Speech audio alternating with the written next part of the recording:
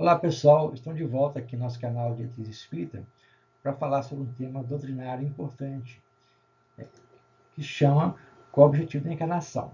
A gente vai encontrar esse assunto no livro dos Espíritos, em particular, no livro Evangelho segundo o Espiritismo e na Gênesis. Mas toda a obra de Kardec tem assunto a esse respeito, porque ele é um assunto básico, ele é um ponto crucial para a doutrina espírita. A gente vai então verificar que não foram nós, os espíritas ou o espiritismo, que criou a encarnação.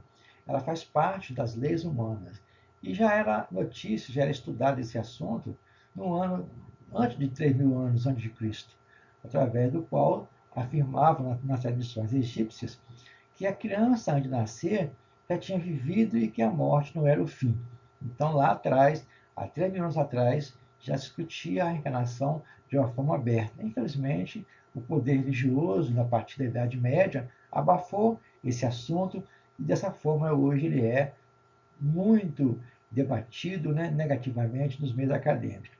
E na Bíblia coloca lá em Jó que morrendo o homem tornará a viver, ele já questiona se vai haver vida desse homem que morreu. Ou seja, a ideia de encarnação já existia bem antes do que nós imaginássemos.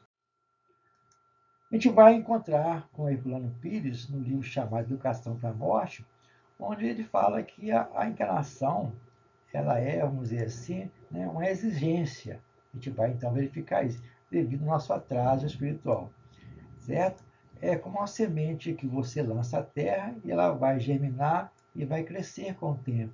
Ou seja, os frutos da encarnação visam a nossa perfeição espiritual. E coloca, assim nascimento e morte são fenômenos naturais da vida que não devemos confundir com desgraça ou castigo. Só os homens matam para vingar-se e cobrar dívidas afetivas. Deus não mata, Deus cria. Aqui joga por terra aquela ideia que vigora no nosso meio espírita, infelizmente, de que a reencarnação ou encarnação é para pagar o nosso passado.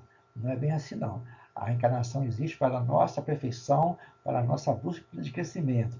Essa questão de pagar não existe. Pagar a quem? Dívida de quem? Certo? Vai verificar isso, né, através dos nossos estudos, né, que é um equívoco em verificar, achar que a encarnação é um castigo. No livro dos Espíritos, então, a gente vai encontrar esse assunto de forma mais abrangente. Coloca lá que a encarnação tem como proposta, né, chegar à perfeição, e para chegar à perfeição ela é imposta. Então, para chegar num dia a sermos perfeitos, por dia espírito, a gente vai passar, né, por isso. Para alguma expiação, ou seja, a gente vai ter que reparar os equívocos que nós fizemos. Para outros, já trabalhar de forma grande. Missão.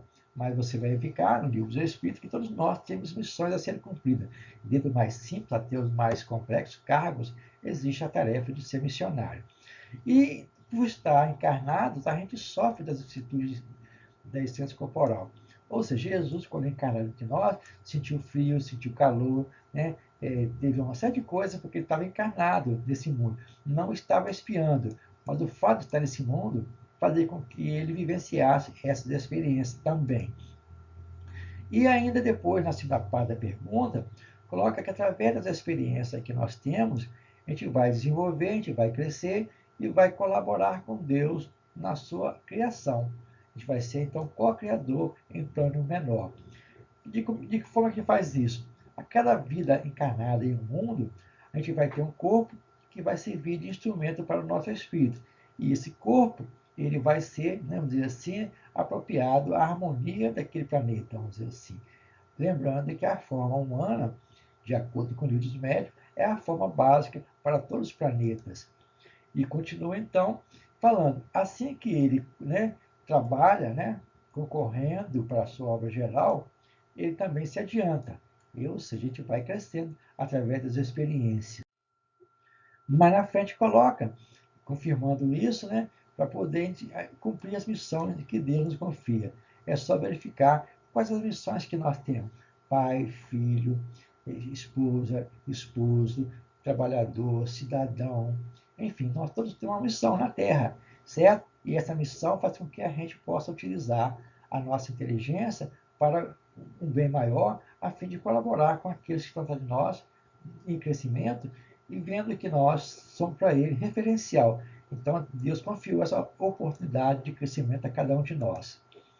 E a gente vai ter que colocar na cabeça que todos nós tivemos um ponto de partida. Não há criação de espíritos puros. Aquela ideia de criar-se, né, anjo, que foi muito bem estudado por Allan Kardec no livro Céu e Inferno, não existe. Todos nós tivemos um ponto de partida. Jesus Cristo também teve esse ponto de partida de sermos simples e ignorantes para podermos crescer em busca da perfeição. Então seria assim um privilégio muito grande, uma injustiça muito grande também, se Deus houvesse feito com que nascessem pessoas prontas, vamos dizer assim, seres prontos. E à medida que a gente vai crescendo, a gente vai desenvolvendo o que se chama livre-arbítrio. Do princípio a gente não tem ele, mas à medida que a gente vai desenvolvendo a nossa inteligência, a gente vai adquirir isso aqui, que é fundamental para o nosso crescimento. E aqueles, então, que conseguem trabalhar de forma harmônica, né, as tarefas que lhes são confiadas, automaticamente eles transpõem mais rapidamente as suas experiências, certo? E já o contrário, aqueles que repetem, né, vamos dizer assim, porque não souberam utilizar esse assunto. Esse tema está lá no Evangelho segundo o Espiritismo, quando se fala sobre nascer de novo, no seu item 25. Aqui a gente verifica, então, na hora que você encarna, a gente tem que prover esse corpo de alimento, né? Para poder a gente crescer na vida. Certo? Então é obrigação nossa, como está encarnado, trabalhar por esse corpo, a fim de ajudá-lo, esse corpo, a manter-se firme e, ao mesmo tempo, exercitando a nossa capacidade de pensar, a fim de utilizar esse recurso para o bem. Certo? Então tem essa utilidade, né? De unir esse espírito à matéria, certo? Para poder crescer, né? E mais para frente vai encontrar que, pelo trabalho de inteligência, certo? A gente vai desenvolver ações sobre a matéria, a gente vai transformar essa matéria para o bem comum de todo o globo. É só analisar, por exemplo, os avanços que nós temos em termos gerais e verificar que é trabalho inteligente de um espírito, né, habitado nesse corpo. E assim a gente verifica que está contribuindo com Deus na sua obra da criação.